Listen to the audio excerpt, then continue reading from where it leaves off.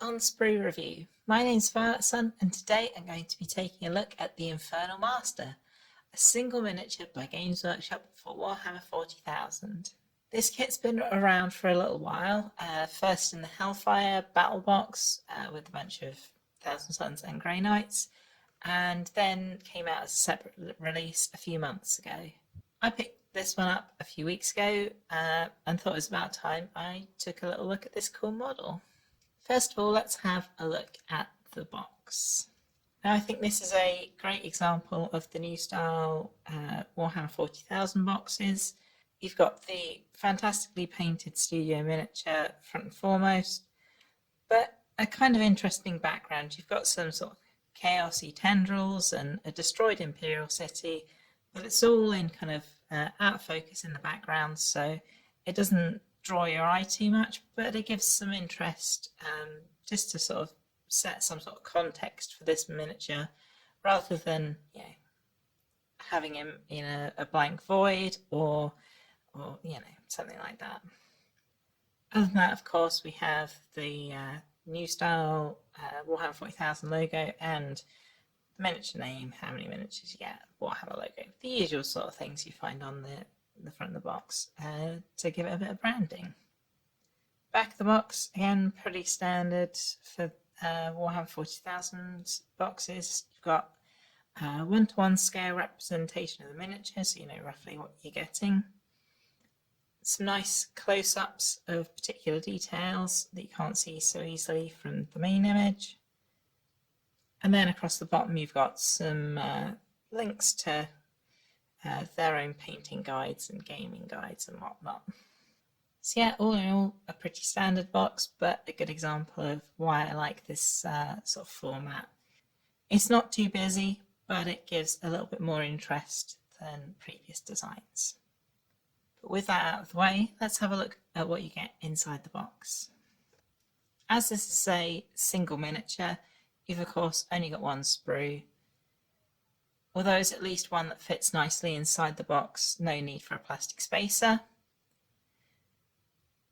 One 40mm base to put them on top of, and a set of instructions to help you get them together. I'm going to have a little look at the instructions first. Now these, like all the 40k releases I've looked at recently, are in full colour, which is nice to see. There's only a couple of stages of construction, as this is quite a simple mini. Even though he's quite detailed, it's only about 14 pieces plus his base. And on the back you get a cut down version of his profile, which, whilst it's a nice include, doesn't really give you much of his rules. This mini has quite a lot of special rules because it's a character, and this just gives you kind of the very most basic of his stats and weapon stats as well. I do really like these full colour instructions. They're very nicely printed, very clear, very easy to put the model together if you follow these steps. No inclusion of painting information, which is something that they sometimes include and sometimes don't on the instructions. Sometimes it's on the back of the box, but in this case not. So I guess you've got to kind of make up your own mind as to how you're going to paint him. Yeah, definitely much better print quality on these compared to things like the Horus Heresy instructions I've been looking at recently. And at least the kind of build information is very nice and clear. Let's get on and actually have a look at the sprue. Now I'm going to start with the part that is part one, although you don't actually use it until right near the end of the construction. Obviously they had a bit of a change of heart in the order of how you build the model. But that's this huge hero rock that he comes with, which I really like. I know it's become quite a sort of a meme at this point that the characters get these huge rocks to stand on. But I really like a detailed base for command figures. I think it really helps them stand out. And despite this being one piece, there's a lot of detail on this, and yeah, it looks really nice. Of course, the obligatory skulls, as it is a Warhammer 40,000 product. You've got some chaosy runes as well, just to mix things up, make it add a bit of variety to the design. Now the main components of this miniature are really nice. There's so much detail been packed into this design, and it feels like a very mature design. I think the design team at Games Workshop have really nailed the Thousand Suns aesthetic and have been for a long time. I think it's something they've got dialed in really well.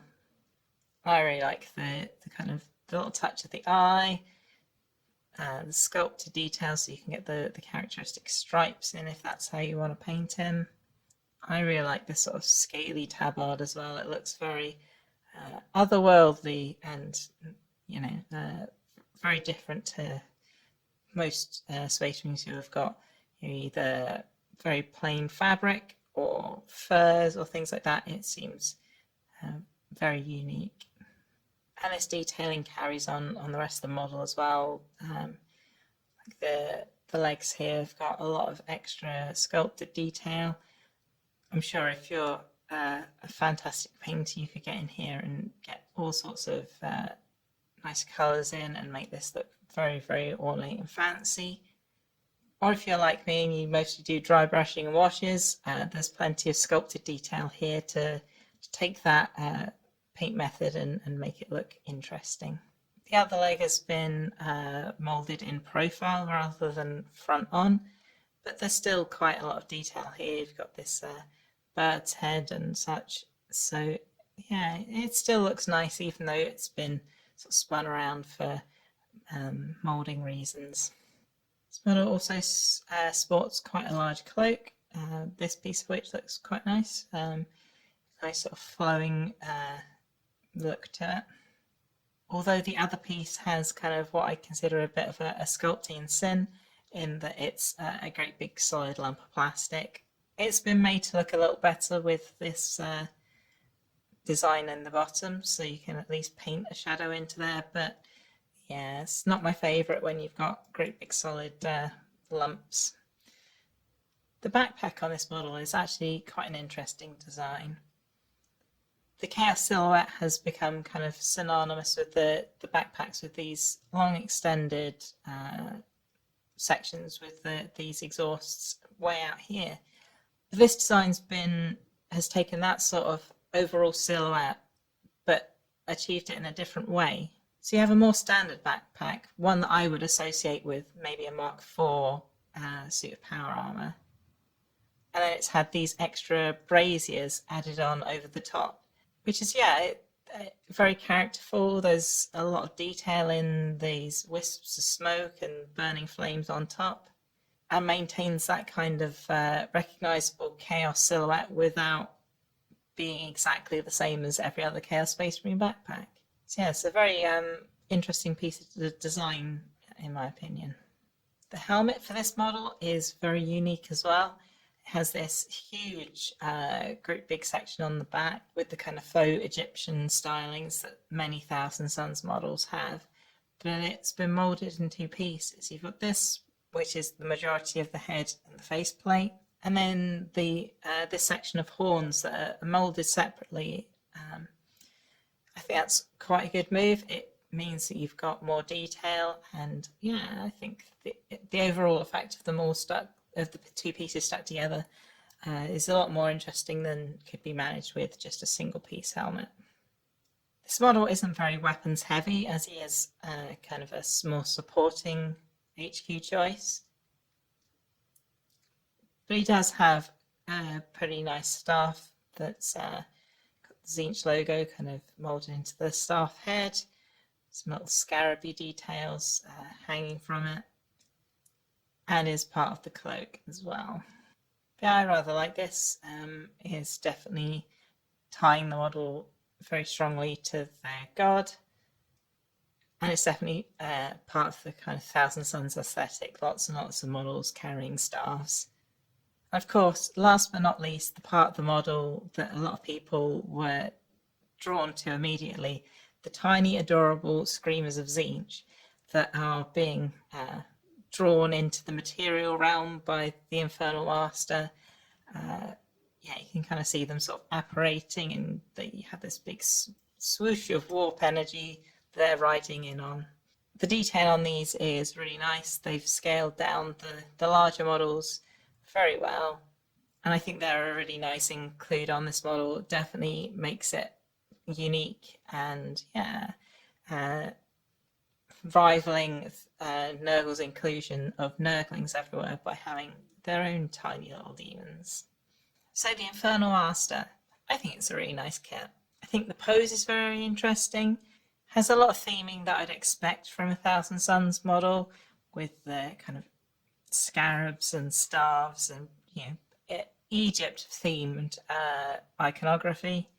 And the spawning in demons is definitely what drew me to this model. I quite like that the kind of whipped up warp energy is sort of mirrored in the design on the backpack as well. So what am I going to do with this model? Well, I don't have a Thousand Suns army, and I don't plan on starting one anytime soon, so I'm going to end up converting him.